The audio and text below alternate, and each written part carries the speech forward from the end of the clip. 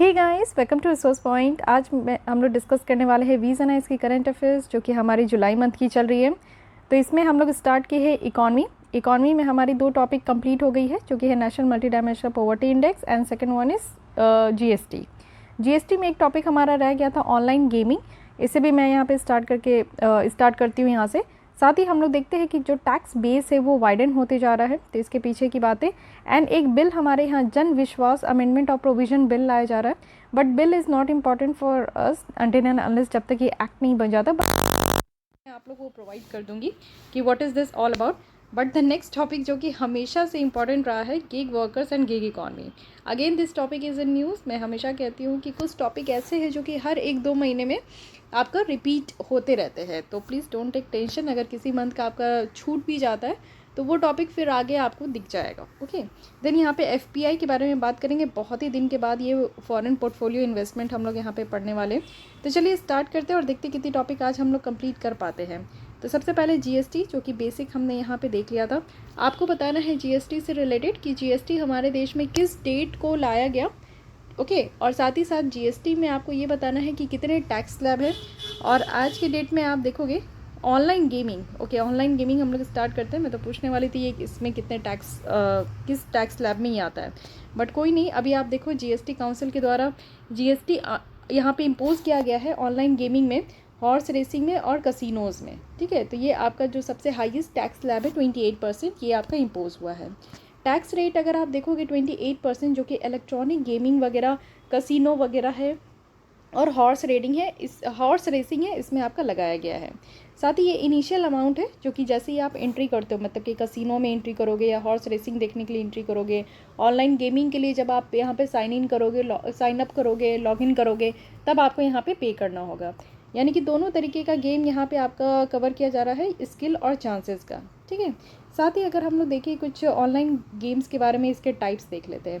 2 तरीके का होता है, एक होता है गेम ऑफ स्किल और second one is game of chance, जिसमें कि दोनों तरीके के गेम में यहाँ पे 28% का आपका टैक्स लग रहा है। गेम ऑफ स्किल कहने का मतलब है कि ऐसा गेम जिसमें कि आउटकम्स जो है वो प्लेयर्स के एक्सपर्टीज़, प्रैक्टिस, एक्सपीरियंस इन सब में डिपेंड करता है। ओके, जैसे चेस वगैरह है, तो चेस आप जब खेलते हो तो उसमें आपका जो है एक्सपीरियंस, एक्सपर्टीज़, आपने कितना प्रैक्टिस किया है, आपका खुद का दिमाग लगता है उसमें। ठीक है, आपकी कितनी स्किल है, तभी आप जो है चेस खेल सकते हो, तो इसलिए गेम ऑफ स्किल उसे कहेंगे।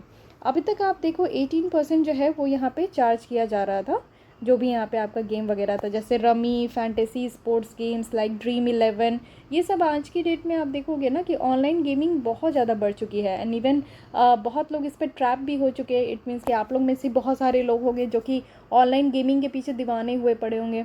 तो इसलिए ऑनलाइन गेमिंग के ऊपर टैक्स लगाया जा रहा है, क्योंकि सरकार जो है इसको भी, इसमें से भी कुछ रेवेन्यू जनरेट कर ले इसी की फिराक में। गेम ऑफ चांस आप देखो, ये कुछ ऐसे खेल होते हैं ना जो कि एक रैंडम इवेंट के द्वारा एक आउटपुट जो निकलता है ना, वो रैंडम इवेंट है। इसमें आपका ज़्यादा स्किल वगैरह जो है वो अप्लाई नहीं हो पाता है। जैसे आप देखोगे कि बेटिंग, गैम्बलिंग, ये सब जो है ना कि हाँ चलो आज कौन जीतेगा, इस तरीके का एक चांस हो जाता है ना, इसमें आपने स्किल नहीं लगाई, ये एक लक बाई चांस है। तो वैसे गेम के ऊपर भी यहाँ पे आपका जो है 28% जीएसटी यहाँ पे लगता था। जैसे लूडो है, पोकर है, लॉटरी वगैरह है, तो ये गेम बाई चांस है। फाइन, अब यहाँ पे आप देखो जो टीडीएस है, टैक्स डिडक्शंस जो यहाँ पे है, वो 30% यहाँ पे डिडक्ट किया गया है। यानी कि दोनों गेम में यहाँ पे जो जीतते हैं उसके लिए टैक्स रेट भी, टैक्स डिडक्शन सिस्टम भी यहाँ पे आपका दिया गया है। अब देख लेते हैं कि इस तरीके का जो यहाँ पे आपका टैक्स लगाया जा रहा है ऑनलाइन गेमिंग के ऊपर, इसके लिए यहाँ पे पॉजिटिव पॉइंट क्या है। सबसे पहले क्या है कि इससे रेवेन्यू जनरेट होगा, तो सरकार को यहाँ से पैसे मिलने वाले हैं। और आप लोग देख लो कि यहाँ पे 2000 से लेकर 20,000 करोड़ तक का यहाँ पे रेवेन्यू जनरेट होता है। साथ ही मोरल सजेशंस भी है। कहने का मतलब है कि यहाँ पे एक गेमिंग एडिक्शंस को भी यहाँ पे डेवलप करने का डेटर है कि आप देखते जाते हो कि आज की डेट में अगर आप लोग गेम खेल रहे हो तो उससे बाहर निकलना मुश्किल है। ये सब जो लूडो है, ऑनलाइन गेमिंग में बहुत सारे गेम हैं। एक समय तो था पबजी, है ना, पबजी हटा तो इसके बाद इसके ऑल्टरनेटिव्स बहुत सारे आ गए। तो उसमें भी आज के डेट में जो है ना, लोग बहुत अपना टाइम, एनर्जी, मनी सब कुछ वेस्ट कर रहे हैं।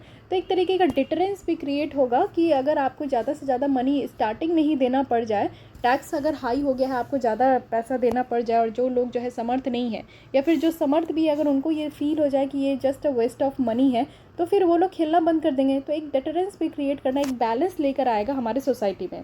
साथ ही जो इंडस्ट्री है वो रेगुलेट हो पाएगी। इसका एम है कि जो मैकेनिज्म है उसको थोड़ा सा सिंप्लीफाई कर दे और जो कॉम्प्लेक्सिटी है उसको यहाँ पे हटा दे और ट्रांसपेरेंसी लेकर आए इन सारे गेमिंग सेक्टर में। साथ ही नेगेटिव कहा जा रहा है कि एफडीआई में इम्पैक्ट हो सकता है, यानी कि इस तरीके के डिसीजन से क्या होगा कि 2.5 बिलियन जो हमारे फॉरेन डायरेक्ट इन्वेस्टमेंट है, जो ऑलरेडी इस तरीके के गेम में इन्वेस्ट करने के लिए रेडी है, तो मे बी वो इस तरीके का टैक्स स्लैब देकर इन्वेस्ट करना ना चाहें।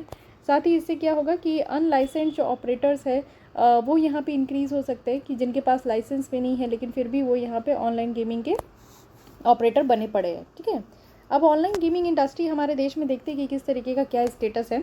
ऑनलाइन गेमिंग आप देखोगे तो काफ़ी इसकी डिमांड बढ़ती गई है, जैसे कि मल्टीप्लेयर जो है ऑनलाइन गेम्स, जैसे कि 4-5 लोग मिलकर यहाँ पे खेलते हैं, और रोल प्लेइंग गेम्स है, रियल टाइम स्ट्रैटेजी है, स्किल गेम्स है। तो इन सब में आप देखोगे ना कि इसमें क्या होता है कि लोगों की यहाँ पे जो डिमांड है वो बढ़ते जा रहा है, जो यहाँ पे लोगों की जो रियल डिमांड है वो तो बढ़ते ही जा रहा है और रियल जो इंटरेस्ट है वो भी बढ़ते जा रहा है।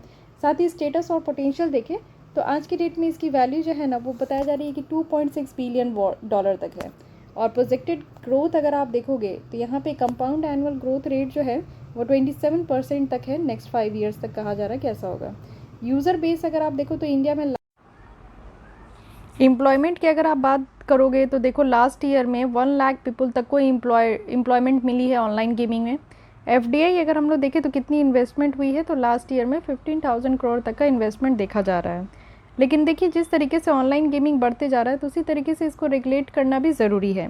तो रेगुलेट करना क्यों ज़रूरी है, सबसे पहले आप देखो एक ट्रांसपेरेंट टैक्सेशन यहाँ पे निकल कर आए, एक बेटर एंड ट्रांसपेरेंट टैक्सेशन, क्योंकि आप देखो हर किसी को पता होना चाहिए कि ऑनलाइन गेमिंग में अगर आप इन्वॉल्व हो तो आपको कितना टैक्स पे करना होगा। साथ ही यहाँ पे जो अंडर एज गैम्बलिंग है, छोटे छोटे बच्चे आज की डेट में जो है वो सट्टाबाजी में इन्वॉल्व हो रहे हैं, तो उन लोग को इससे रोका जाएगा। साथ ही यहाँ पे जो प्लेयर्स की राइट है उसको सेफगार्ड किया जाएगा कि लोग जो है यहाँ पे किस तरीके का to safeguard the rights of player, मतलब कि जितने भी लोग यहाँ पे खेल रहे हैं उनके अधिकार को यहाँ पे सेफगार्ड किया जाएगा। और कुछ हेल्थ इशू है, ऑब्वियस है, जब आप खेलते हो और आपका बहुत सारा मनी लॉस हो जाए तो डिप्रेशन में, stress, anxiety, these are the common things. आप हार भी जाते हो तो भी आपको स्ट्रेस होगा, तो हेल्थ इशू भी इससे कनेक्टेड है। साथ ही मनी लॉन्ड्रिंग एक्टिविटीज़ में भी यहाँ पे आप देखो काफ़ी ज़्यादा यहाँ पे कनेक्टेड था, तो वो वहाँ पे भी आपका डिटरेंस क्रिएट होगा। साथ ही यहाँ पे एक फेयरनेस भी मेंटेन करके रखना है प्रोसेस में। उसके साथ आप देखो कि सोशल इश्यूज़ है, यानी कि इस तरीके का गेम वगैरह आप देखो कि लोग इतना ज़्यादा खेलते हैं कि यहाँ पे पुअर एजुकेशनल परफॉर्मेंस है।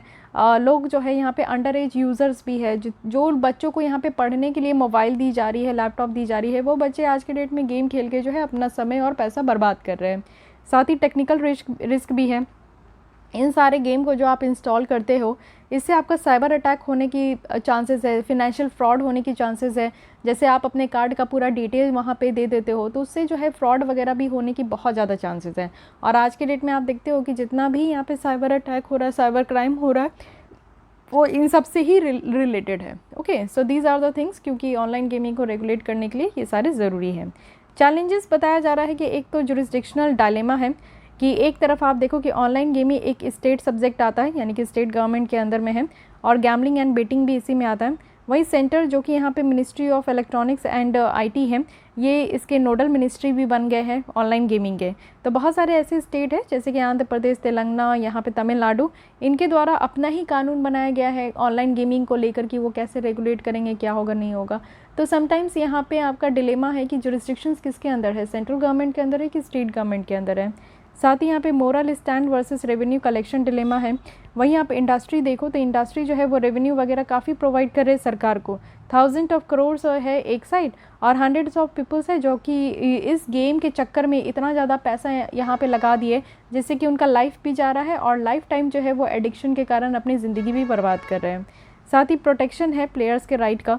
तो आप देखो कि जो गेमिंग कंपनीज़ एक्ट है ये यहाँ पे ऐसा काम कर रहे हैं कि एक इंटरमीडियरीज़ है यहाँ पे जो कि यूज़र्स को और जो यहाँ पे एक्चुअल जो यहाँ पे कंटेंट प्रोवाइडर है उनके बीच में एक आप समझो कि समन्वय बैठा रहे हैं। साथ ही आप देखो कि जो यहाँ पे प्लेयर्स है, प्लेयर्स को अगर प्रोटेक्शन की बात की जा रही है और ग्रीवेंसेस की बात की जा रही है कि यहाँ पे जो भी खेल रहे, जैसे मैं खेल रही हूँ, मुझे किसी भी तरीके का परेशानी है तो मैं किन को बोलने जाऊँ, ठीक है, who will be the responsible authority जो कि मेरा बात सुनेंगे और मेरे ग्रीवेंसेस को ओवरकम करेंगे। तो यहाँ पे प्रोटेक्शन की भी बात की जा रही है कि प्रोटेक्शन प्रोवाइड करना ये मस्ट है, लेकिन अभी तक ऐसा हुआ नहीं है। वे फॉरवर्ड में कहा जा रहा है कि एक लीगल क्लैरिटी होना चाहिए। ऑनलाइन गेमिंग को अगर हम लोग सिर्फ टैक्स के अधीन ले आए और इससे रिलेटेड कोई कानून नहीं है हमारे देश में, तो इसको लाना कोई एक समझदारी वाली बात तो है नहीं। जैसे सेंटर के द्वारा भी यहाँ पे आप देखो रेसिडुअरी पावर है आर्टिकल 248 के तहत कि वो एक मॉडल लॉ जो है फ्रेम कर सकते हैं। तो कुछ राज्य अपने यहाँ अगर वो कानून लेकर आ रहे हैं तो सेंटर को भी ये अधिकार है, सेंटर को भी यहाँ पे एक कानून लेकर आना चाहिए। साथ ही ट्रांसपेरेंसी इंश्योर करने की ज़रूरत है, ट्रांसपेरेंसी हो बेटर तरीके से कि स्किल ऑफ जो गेम ऑफ स्किल्स है और चांसेस है, इनके बीच में एक क्लियर डिस्टिंक्शन होना चाहिए। लॉस चेजिंग जो है उसको कर्व करने की ज़रूरत है। आप समझो कि एक कैप लगा लो जिसमें कि जो नंबर ऑफ़ ट्रांजैक्शन है इंडिविजुअल लेवल पे, तो वो चीज़ें यहाँ पे देखने को मिले जिससे कि लोगों की जो इकोनॉमिक लॉस बहुत ज़्यादा हो रही है ना, उस पर थोड़ा सा कंट्रोल हो सके, ज़्यादा से ज़्यादा इकोनॉमिक लॉस ना हो, ठीक है। सो ये सारी बातें हैं जो कि ऑनलाइन गेमिंग से रिलेटेड यहाँ पे बताया गया है, विच इज़ वेरी इंपॉर्टेंट, जो कि आपको भी पता होना चाहिए। तो ईच एंड एवरी पॉइंट हम लोग यहाँ पे डिस्कस कर चुके हैं। नेक्स्ट आते हैं, हम लोग समझते हैं वाइडनिंग टैक्स बेस। तो न्यूज़ में इसलिए है क्योंकि यूनियन फाइनेंस मिनिस्टर जो है रिसेंटली उन्होंने इनकम टैक्स डिपार्टमेंट से पूछा है कि 3 ब्रॉड प्रिंसिपल, इट मीन्स कि transparency, objectivity and tax payers जो फ्रेंडलीनेस है, इनके ऊपर यहाँ पे बात किया गया है। देखिए टैक्सेशन इंडिया में इसका हालचाल देख लेते हैं। Status tax to GDP ratio कितना है, तो फिनेंशियल ईयर इस बार 23 का 11.1% है। डायरेक्ट टैक्स जो है 6% है, इनडायरेक्ट टैक्स 5.1% है। यानी कि जो इमर्जिंग मार्केट इकॉनमी है एवरेज आप देखो 21% है, उससे भी कम है। और अगर इनकम टैक्स रिटर्न फाइलिंग देखें तो टोटल पॉपुलेशन जिसका है उसका मात्र इनकम टैक्स कितने लोग यहाँ पे फाइल कर रहे हैं, तो 5.3%, जो कम है।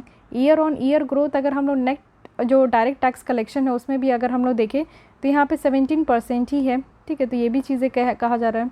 देखिए जो कॉन्सेप्ट है ना इनकम टैक्स का, वो फर्स्ट टाइम इंडिया में 1816 में लाया गया था बाय जेम्स विल्सन, जो हमारे देश के यानी कि ब्रिटिश इंडियन गवर्नमेंट के फर्स्ट फाइनेंस मिनिस्टर थे। उस समय तो हम लोग यहाँ पे ब्रिटिश के अधीन थे, तो इसलिए यहाँ पे ब्रिटिश इंडियन गवर्नमेंट थे। ये जो टैक्स था ना ये टेम्परेरी रिपील्ड हो गया था 1865 से 1886 के बीच में, और कंटिन्यू रहा, यानी कि उस समय हटाया गया था लेकिन फिर से इनडायरेक्ट टैक्स आ गया अभी तक हमारे देश में, ठीक है। रीज़न क्या है लो टैक्स बेस का? सबसे पहले आप देखो कि हमारे देश में जो इनफॉर्मल सेक्टर है वो बहुत ज़्यादा है। फॉर्मल सेक्टर आपको देखने को मिलेगा 4 से 5% ही है, लेकिन 95% जो है वो हमारे यहाँ इनफॉर्मल सेक्टर है जो कि टैक्स पे करने से यहाँ पे बचते हैं। टैक्स एग्जेम्पशन है एग्रीकल्चर में, जो कि हमारा प्राइमरी इनकम सोर्स है, तो यहाँ पे 60% यानी कि लार्ज नंबर ऑफ जो इंडियंस है वो इंगेज्ड है कहाँ, एग्रीकल्चर सेक्टर में, और इन्हीं को यहाँ पे हटाया गया है। हाई इंसिडेंस है टैक्स लिटिगेशन का। आप देखो कि 5 लाख केसेस जो है हमारे देश में पेंडिंग है, वो भी टैक्स लिटिगेशन के कारण। लैक ऑफ टेक्निकल एक्सपर्टीज़ और रिसोर्सेज है, यानी कि यहाँ पे आप देखो कि लेस इफेक्टिव टैक्स एडमिनिस्ट्रेशन देखने को मिल रहे हैं। लेकिन सरकार के द्वारा भी बहुत ज़्यादा स्टेप्स लिया गया है जिससे कि टैक्स बेस को बढ़ाया जाए। सबसे पहले जो ट्रांसपेरेंसी की बात की जा रही है, तो हर एक लोगों की बैंक अकाउंट को आधार और पैन से लिंक किया गया है कि उनका पता चल पाए कि उनका कितना ट्रांजैक्शन है, कितनी सैलरी वगैरह है, तो टैक्स स्लैब में आते हैं कि नहीं। ऑब्जेक्टिविटी की बात की गई है, तो न्यू डेटा सोर्सेज को इंट्रोड्यूस किया गया है, जैसे कि आप देखो स्टेटमेंट ऑफ फाइनेंशियल ट्रांजैक्शंस है, इंट्रोड्यूस किया गया है न्यू टीडीएस कोड वगैरह, जिससे कि लोगों को सहूलियत हो यहाँ पर टैक्स फाइल करने में। टैक्स पेयर फ्रेंडलीनेस है, यानी कि आप यहाँ पे देखो जो tax personal income tax regime है उसको सिंप्लीफाई किया गया है। ई अपील्स स्कीम है, जिससे कि जो पेंडिंग अपील है और स्ट्रीमलाइन जो डिस्पोजल प्रोसेस है वो यहाँ पे रिड्यूस किया गया है। रोल आउट किया गया है कॉमन आईटी रिटर्न फॉर्म वगैरह को। तो ये सब यहाँ पे कुछ काम किए गए हैं। 3 पिलर है, transparency, objectivity and tax payer friendliness. तो इसको यहाँ पे हम लोग जो है इस पर काम करने का कोशिश कर रहे हैं। फर्दर मेजर भी लिया गया है, यानी कि एक सेपरेट अथॉरिटी बनाई गई है कि कोई भी अगर टैक्स से रिलेटेड डिस्प्यूट है तो उसको सेटल किया जाएगा।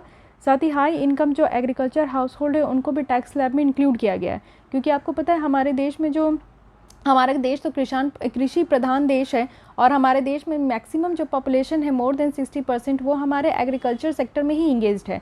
तो एग्रीकल्चर सेक्टर में भी आप देखो कृषि जो होते हैं कुछ ऐसे ही कृषि जो कि हाई इनकम वाले हैं, तो वो भी यहाँ पे टैक्स पे करें। साथ ही मोर से मोर यहाँ पे जो टेक्नोलॉजी है उसको इंक्लूड करने की बात की जा रही है।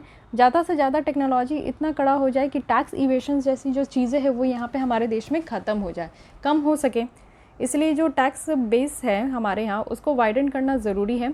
और टैक्स बेस वाइडन करने से ज़्यादा ज़रूरी है कि हम लोग यहाँ पे रेवेन्यू को बूस्ट करें, हमारे यहाँ फेयरनेस हो, इकोनॉमिक स्टेबिलिटी निकल कर आए। ठीक है, इससे क्या होगा ना, इससे दोनों साइड ईज़ हो पाएगा, सरकार को भी ईज़ हो पाएगी, हमें भी जो टैक्स पेयर है उनको भी यहाँ पे बहुत ज़्यादा सहूलियत मिल पाएगा कि वो बेटर तरीके से टैक्स पे कर पाएंगे, समझ में आएंगी चीज़ें, और एक इक्विटेबल तरीके से ग्रोथ होगा और फिस्कल रिस्पॉन्सिबिलिटी यहाँ पे निकल कर आ पाएगा। ओके, साथ ही साथ आप देखो टैक्स टू जीडीपी रेशियो, कहने का मतलब है कि कितना टैक्स टोटल यहाँ पे बन रहा है और जीडीपी कितना है हमारे देश का। ठीक है, एक रेशियो है जिसमें कंपेयर किया जाता है। यूजुअली हमारे देश की जो कैपेसिटी है कि कितना टैक्स रेवेन्यू यहाँ पे जनरेट होगा, यानी कि हमारा कितना इकॉनमी है और जीडीपी कितना है, जीडीपी से समझ में आता है कि कितना इकॉनमी है, उससे हम लोग ये समझ पाएंगे कि हमारे देश में कितने लोग हैं जो कि टैक्स पे कर सकते हैं और कितने लोगों ने टैक्स पे किया, तो उसको हम लोग माइनस कर देंगे, जिससे पता चल पाएगा कि कितने लोगों ने टैक्स इवेड कर दिया। ठीक है, तो अब देख लेते हैं कि क्या क्या सरकार के द्वारा स्टेप्स लिया गया है जिससे कि टैक्स बेस को और ज़्यादा वाइडन कर सके।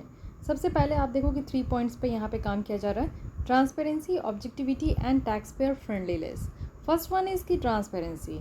इट मीन्स की ट्रांसपेरेंसी होनी चाहिए, किसी भी तरीके की यहाँ पे कन्फ्यूजन ना हो, क्रॉस सीडिंग हो, यानी कि जो बैंक अकाउंट है उनको यहाँ पे पैन के साथ और आधार के साथ आपका लिंक करना है, जिससे सरकार को काफ़ी ज़्यादा हेल्प हो पाएगा कि वो सारे तरीके का जो ट्रांजैक्शंस हो रहा है आज के भी डेट में आपकी जो भी अकाउंट वगैरह है उसमें आप देखो कि केवाईसी कराया जाता है। इट मीन्स कि नो योर कस्टमर। तो आप अपने कस्टमर को कैसे जानोगे, उनके आधार नंबर से और पैन से। तो ये दोनों अगर लिंक हो जाता है तो हर एक छोटी सी छोटी ट्रांजैक्शन, 1 रुपीज़ ऑफ ट्रांजैक्शंस भी यहाँ पे सरकार के पास उसका डिटेल होता है। फाइन। सेकेंड है ऑब्जेक्टिविटी।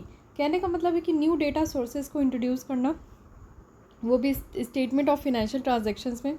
साथ ही यहाँ पे न्यू टीडीएस कोड वगैरह जो है उसको यहाँ पे इंट्रोड्यूस करना। थर्ड वन इज़ की टैक्स पेयर फ्रेंडलीनेस।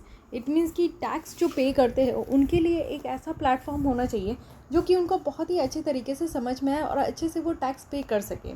मेनली आप जब इनकम टैक्स रिटर्न फाइल करने जाओगे तो बहुत सारे फाइल्स आते हैं, बहुत सारे यहाँ पे सेक्शन वगैरह होते हैं जो कि लोगों को समझने में प्रॉब्लम होती है। तो इसलिए कहा गया है कि एक पर्सनल जो इनकम टैक्स रिजिम है वो सिंप्लीफाइड होना चाहिए। ई अपील स्कीम्स होनी चाहिए जिससे कि जो भी यहाँ पे अपील वगैरह की जो पेंडेंसी है उसको रिड्यूस कर सके, और roll out of common IT return form होना चाहिए।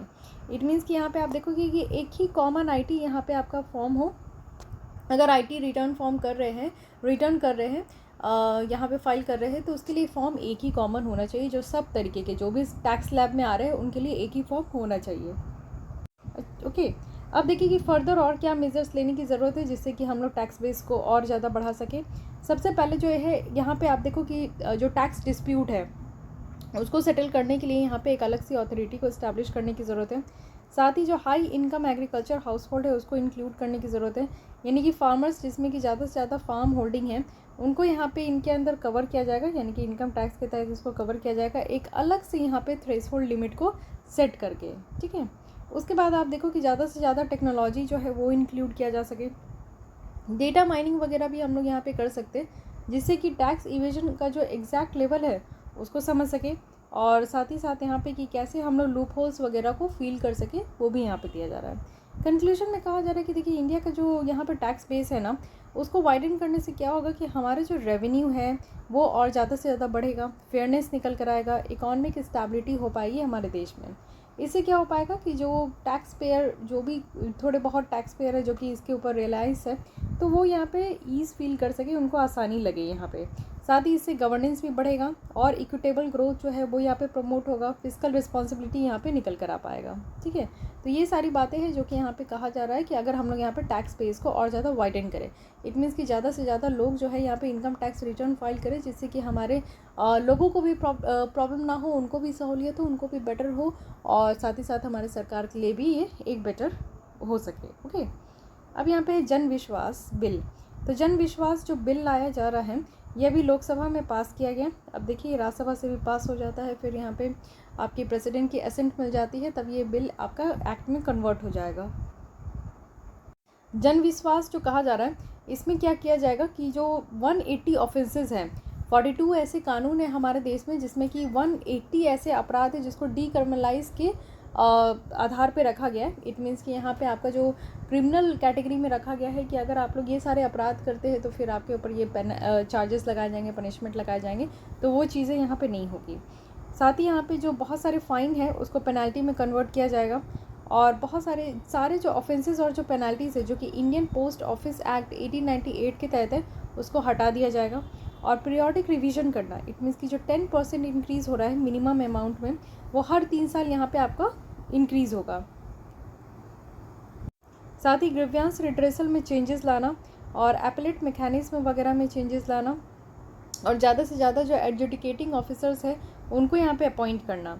क्यों? क्योंकि बहुत तरीके की जो पेनल्टीज़ इसके अंदर लगाई जाएगी, चाहे वो सिनेमाटोग्राफ एक्ट होगा या फिर इन्वायरमेंट प्रोटेक्शन एक्ट होगा, मर्चेंट शिपिंग एक्ट होगा, इन सब के अंदर जो ये पेनल्टीज़ लगाई जाएगी उसको ये डिटरमाइन करेंगे। ये एक हाईलाइट दिया गया कि हाँ ये काम इसके अंदर किया जाएगा। How do laws policies hamper the ease of doing business in India. Ease of doing business, जैसे कि आप देखते हो कि हमारे देश में बिज़नेस करने के लिए इन्वायरमेंट बेटर नहीं है। जैसे आप अदर कंट्रीज़ के कंपैरिजन में देखोगे तो हमारे कंट्री में जो है बिज़नेस का स्कोप भी कम है, साथ ही बिज़नेस करने के लिए जो फैसिलिटीज़ वगैरह दी जाती है, जो यहाँ पे पर्क्स वगैरह दिए जाते हैं, वो कंपैरेटिवली बहुत कम है।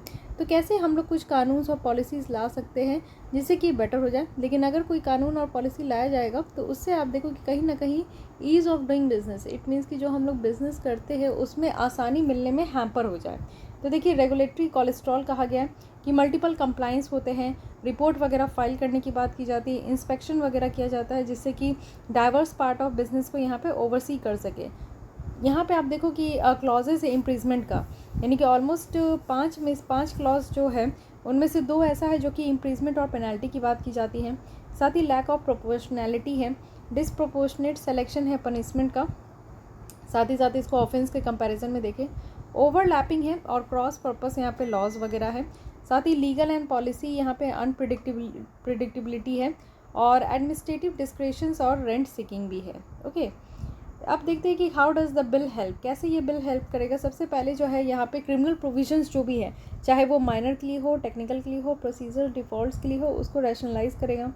साथ ही आप देखो कि प्रोपोर्शनैलिटी को इस्टेब्लिश करेगा, एक बैलेंस लेकर यहाँ पे एक बैलेंस आएगा, जो कि आप देखो कि बहुत सारे जो ऑफेंसेस है उसके बीच में, और साथ ही साथ आप देखो सिवियरिटी ऑफ प्रिस्क्राइब जो पनिशमेंट है उसके बीच में। ठीक है, ईज़ ऑफ लिविंग की बात की जा रही है, तो यहाँ पे लोग जो है वो आराम से रह पाएंगे, यानी कि ऐसा लोग रह पाएंगे जिनको यहाँ पे जो इम्प्रीजमेंट का डर सताता है उसके बिना वो अच्छे से, पब्लिक सर्वेंट वगैरह जो है वो यहाँ पे इम्प्रीजमेंट की जो फियर है उसके बिना वो यहाँ पे जी पाएंगे। ठीक है, फॉर माइनर वायलेशन, अगर छोटी सी भी गलती करते हैं तो यहाँ पे एक धमकी दी जाती है कि इम्प्रीजमेंट वगैरह हो जाएगा, तो उससे यहाँ पे इनको छुटकारा मिलेगा।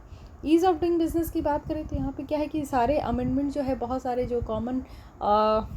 जो लॉज है उसमें किया जा रहा है, तो उसको एक कॉमन ऑब्जेक्टिव की तरह कंसोलिडेट किया जाएगा, जिसमें टाइम और जो यहाँ पे आपका कॉस्ट है वो दोनों यहाँ पे बचेगा फॉर बोथ गवर्नमेंट और कंपनीज़ के लिए। ओके, साथ ही साथ यहाँ पे वे फॉरवर्ड कही गई, so this is not important for us. Now the most important topic, gig workers and gig economy. चलिए इसकी देख लेते हैं कि न्यूज़ में क्यों है। देखिए, standing committee on labour, textile and skill development है, जो कि यहाँ पे ministry of labour and employment से पूछा गया है कि आप यहाँ पे वेलफेयर स्कीम्स वगैरह फॉर्मुलेट कीजिए for gig workers in country. चलिए, इतना तो हम लोग गिग वर्कर्स कह रहे हैं, बट समझने की कोशिश करते हैं कि गिग वर्कर्स और गिग इकॉनमी होता क्या है। देखिए, गिग वर्कर्स वो लोग होते हैं जो कि यहाँ पे एम्प्लॉयर जो अरेंजमेंट है उसमें वो इंगेज्ड है। जैसे कि आप देखोगे कि यहाँ पे गिग वर्कर्स आज की डेट में आप जोमेटो भी देखते हो, ओला भी देखते हो, और साथ ही साथ स्विगी वगैरह ये सब देखते हो। तो यहाँ पे 2 तरीके के गिग वर्कर्स होते हैं। फर्स्ट होता है यहाँ पे प्लेटफॉर्म गिग वर्कर्स, जो कि एक बेसिकली प्लेटफॉर्म में काम करते हैं, जस्ट लाइक यहाँ पे जोमेटो, ओला, स्विगी, जो कि आपको एक ऐप दिया गया है, आप अपने मोबाइल में ऐप को डाउनलोड करते हो और उससे बुक करके जो है ये सारी फैसिलिटीज़ अवेल करते हो। सेकेंड होता है नॉन प्लेटफॉर्म गिग वर्कर्स, ऐसे भी है जो कि प्लेटफॉर्म के बिना भी यहाँ पे गिग वर्कर्स है। तो ये जनरली आप देखोगे कैजुअल बेस्ड होते हैं, यानी कि उनको जो है छोटा मोटा वो काम करते हैं कुछ कन्वेंशनल सेक्टर्स वगैरह में, या तो वो पार्ट टाइम करते हैं या तो फुल टाइम करते हैं, और उनको प्रॉपर जो है वेजेस वगैरह प्रोवाइड किया जाता है। ठीक है, तो ये चीज़ें हो गई, यानी कि गिग वर्कर्स आप समझ गए। यहाँ पे 2 तरीके के हैं। गिग इकॉनमी कहने का मतलब है कि फ्री मार्केट सिस्टम है, जो कि यहाँ पर टेम्प्रेरी पोजीशंस जो है वो कॉमन होता है, और ऑर्गेनाइजेशन जो कॉन्ट्रैक्ट है वो यहाँ पे इंडिपेंडेंट वर्कर्स के साथ होता है, वो भी यहाँ पे शॉर्ट टर्म एंगेजमेंट के साथ। देखिए, गिग इकॉनमी एक ऐसा इकॉनमी है जिसमें कि कुछ लोग ऐसे हैं जो कि इंडिपेंडेंट तरीके से काम करना चाहते हैं, साथ ही शॉर्ट टर्म तरीके से काम करना चाहते हैं, तो एक टेम्प्रेरी पोजीशन यहाँ पे आपका देखने को मिलेगा फ्री मार्केट में, जिसमें कि कॉमन और ऑर्गेनाइजेशंस कॉन्ट्रैक्ट जो है वो इंडिपेंडेंट वर्कर्स के साथ काम करें। ठीक है, रीज़न क्या है आज के डेट में गिग इकॉनमी बहुत बढ़ता जा रहा है? क्योंकि इंटरनेट का इस्तेमाल बढ़ता जा रहा है। स्टार्टअप जो इकोसिस्टम है कि जॉब सीकर नहीं जॉब क्रिएटर बनो, और अगर आपको बहुत ही जल्दी यहाँ पे आप समझो कि स्टार्टअप इकोसिस्टम के साथ जुड़ना है तो रैपिड ग्रोथ है। साथ ही प्लेटफॉर्म का यूज़ बहुत बड़े पैमाने पे हो रहा है और डिमांड भी है, यानी कि कॉन्ट्रैक्चुअल एम्प्लॉयज़ का आप देखोगे कि कॉन्ट्रैक्ट बेसिस पे आज की डेट में जो है 2 मंथ्स 3 मंथ्स 6 मंथ्स इस तरीके का कॉन्ट्रैक्ट बेसिस पे जो है यहाँ पे डिमांड वगैरह बढ़ते जा रहा है। लेकिन अब समझते हैं कि बात ये निकल के आया कहाँ से। देखिए G20 के जो लेबर एंड एम्प्लॉयमेंट मिनिस्टर्स जो मीटिंग है 2023 का, ये बहुत सारे आउटकम्स यहाँ पे निकले। तो एक आउटकम्स निकला है कि एक सस्टेनेबल सोशल प्रोटेक्शन प्रोवाइड करना है गिग और प्लेटफॉर्म वर्कर्स को। तो इसलिए आज की डेट में हम लोग इसके बारे में यहाँ पे पढ़ रहे हैं।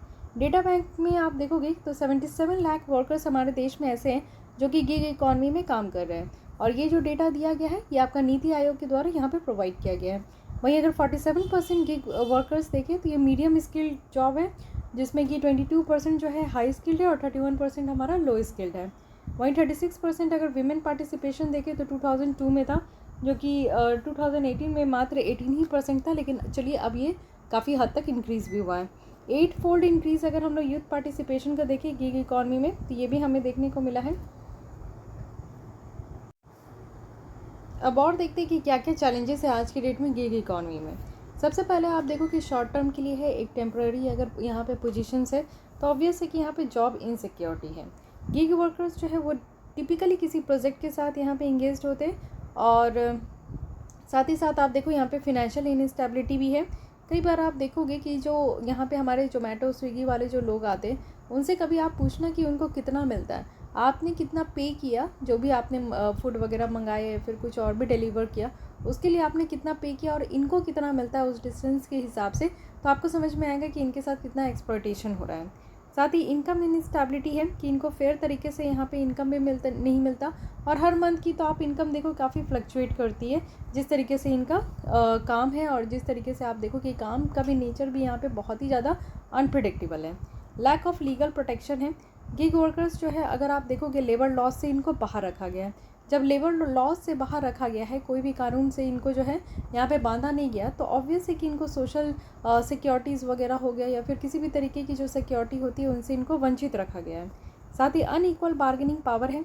गिग वर्कर्स जो है इनको ज़्यादा से ज़्यादा बार्गेनिंग पावर करने की ज़रूरत है, जिससे कि यहाँ पे फेयर कॉम्पनसेशन निकल कर आ सके। पेमेंट इशू की बात करें तो यहाँ पे आप देखते हो कई बार ऐसा भी कंप्लेन आया कि जो पेमेंट वगैरह दिया जाता है वो भी यहाँ पर डिले हो जाता है, जो कि कॉज ऑफ कंसर्न बन जाता है गिग वर्कर्स के लिए। ट्रेनिंग और अप स्किलिंग की बात करें तो गिग वर्कर्स जो है उनके पास लिमिटेड अपॉर्चुनिटी है कि अपने आप को वो एडवांस करें और अप स्किल करें। 47% गिग वर्क्स जो है वो मीडियम स्किल जॉब में काम करते हैं। सोशल स्टिग्मा भी है। जो गिग वर्क है वो आज भी डेट में आप देखोगे कि इंडिया में टेम्प्रेरी है और लो प्लेइंग ऑप्शन है। इससे क्या होता है कि एक सोशल स्टिग्मा बन गया है कि ये छोटी काम है, तो छोटे काम में बहुत सारे लोग इंगेज नहीं होना चाहते हैं। फाइन। अब आज की डेट में आप एग्जिस्टिंग फ्रेमवर्क देखोगे, यानी कि ऐसा कौन कौन सा कानून है जो कि गिग वर्कर्स के लिए है। First one is the code और वेजेस 2019। तो यहाँ पे आप देखो universal minimum wage and floor wage जो है ये आपका प्रोवाइड किया गया है, चाहे वो ऑर्गेनाइज सेक्टर हो या अनऑर्गेनाइज सेक्टर्स हो। ओके, और इसी में आपका आ जाता है गिग वर्कर्स।